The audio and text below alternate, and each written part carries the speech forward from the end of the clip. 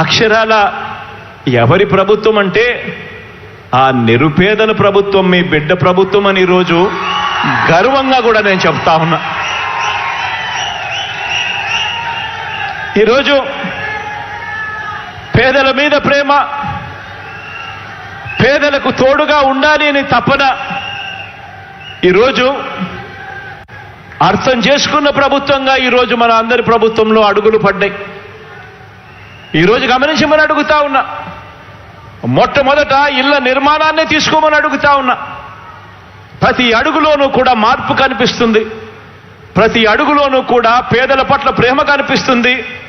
అక్క చెల్లెమ్మల పట్ల ఒక మంచి అన్న ఆప్యాయత కనిపిస్తుంది. అక్షరాల ఒక 0. గతంలో పేదలకు ఇళ్ల పట్టాలు ఇవ్వాలి అన్న ఆలోచనలు సైతం జరగలేదు. పేదలు ఎలా బ్రతుకుతున్నారు? ఈరోజు మనందరి ప్రభుత్వంలో, మీ బిడ్డ ప్రభుత్వంలో, ఈరోజు మీ జగనన్న ప్రభుత్వంలో నా అక్క చెల్లెమ్మల కోసం మీ జగనన్న పంపిణీ చేసిన ఇళ్ల పట్టాలు అక్షరాల 31 లక్షల ఇళ్ల పట్టాలు ఈరోజు పంపిణీ చేశాం.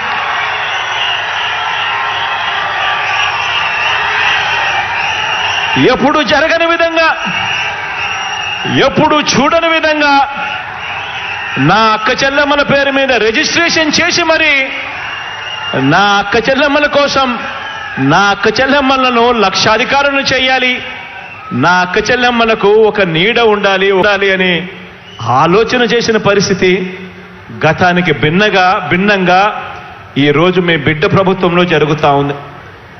31 లక్షల ఇళ్ల పట్టాలు పంపిణీ చేశాం. అందులో కడుతున్నవి అక్షరాల మరో 22 లక్షల ఇళ్లు ఈరోజు నిర్మాణంలో ఉన్నాయి.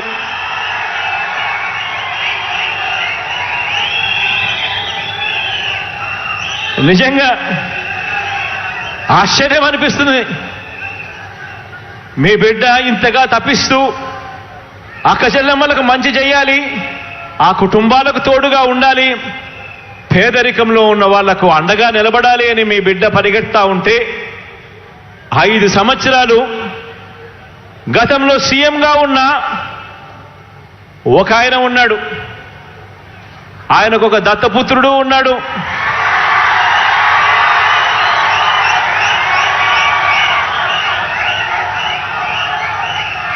ఆ దత్తపుత్రుడు, ఆ దత్త తండ్రి ఇద్దరు కలిసి ఎన్నికలప్పుడు 2014లో ఇద్దరు కలిసి 2014లో ఎన్నికలప్పుడు వాళ్ళ ఎన్నికల ప్రణాళికలో, వాళ్ళ మేనిఫెస్టోలో వాళ్ళు చెప్పిన మాట, ప్రతి పేదవాడికి 3 సెంట్ల స్థలం, అందులో ఇల్లు కట్టిస్తాము అని చెప్పి మేనిఫెస్టోలో వాగ్దానం చేసి చివరికి కనీసం 1 సెంటు భూమి కూడా ఇచ్చిన పాపాన పోలేదు వీళ్ళిద్దరూ కలిసి. కానీ ఆనాడు మాత్రం ఆ దత్త తండ్రి అక్క చెల్లెమ్మలను, పేదవాళ్లను అడ్డగోలుగా మోసం చేస్తే ఈ దత్తపుత్రుడు ప్రశ్నిస్తానన్న వ్యక్తి కనీసం ఏ ఒక్కరోజు ప్రశ్నించకపోగా కనీసం కేంద్ర ప్రభుత్వానికి ఒక లేఖ కూడా రాయలేదు. కానీ ఇదే దత్తపుత్రుడు ఇవాళ మీ బిడ్డ అక్షరాల 31 లక్షల ఇళ్ల పట్టాలు నా అక్క చెల్లెమ్మలకిచ్చి అందులో 22 లక్షల ఇల్లులు ఈరోజు మీ బిడ్డ కడతా ఉంటే అక్క చెల్లెమ్మల ముఖాలలో సంతోషాన్ని చూడడానికి ప్రయత్నం చేస్తా ఉంటే కేంద్ర ప్రభుత్వానికి లేఖ రాస్తాడు ఈ దత్తపుత్రుడు. పేదలు కట్టే ఇళ్లల్లో, పేదలకు ఇచ్చే ఇంటి స్థలాలలో అవినీతి జరిగిందట అని చెప్పి రాస్తాడు ఈ పెద్ద మనిషి.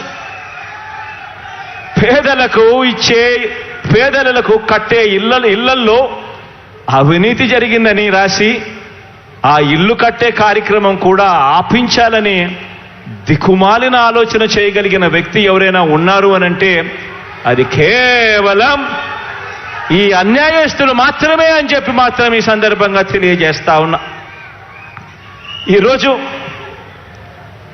అవినీతి పరుడు చంద్రబాబు అని చెప్పి సాక్షాత్తు కేంద్రానికి సంబంధించిన ఇన్కమ్ ట్యాక్స్ డిపార్ట్మెంట్ అవినీతిపరుడు చంద్రబాబు నాయుడు అని చెప్పి సాక్షాత్తు కేంద్రానికి సంబంధించిన ఈడీ వీరిద్దరూ కూడా బాబుకు సమన్లిస్తే కోర్టులు కూడా దాన్ని నిర్ధారించి అవన్నీ కూడా పరిగణలోకి తీసుకొని ఆ చంద్రబాబును జైల్లో పెడితే జైలు దగ్గరికి వెళ్ళి ఈ దత్తపుత్రుడు ఈ దత్త తండ్రిని పరామర్శిస్తాడు.